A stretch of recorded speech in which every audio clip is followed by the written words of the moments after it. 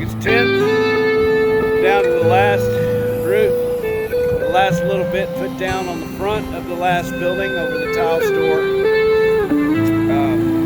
Job is rolling on. The brick wall guys are applying their beams, their angle iron, and we're fortifying that wall. And that part of the process is going well too. Here's where we're at today.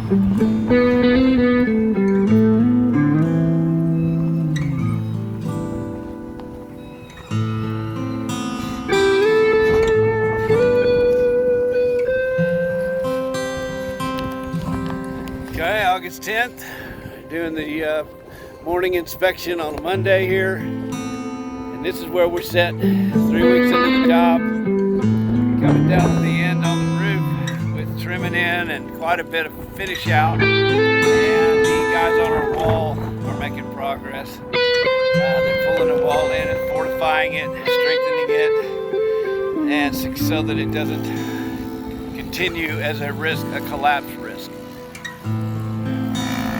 Showtime Exteriors, Randall Crowe.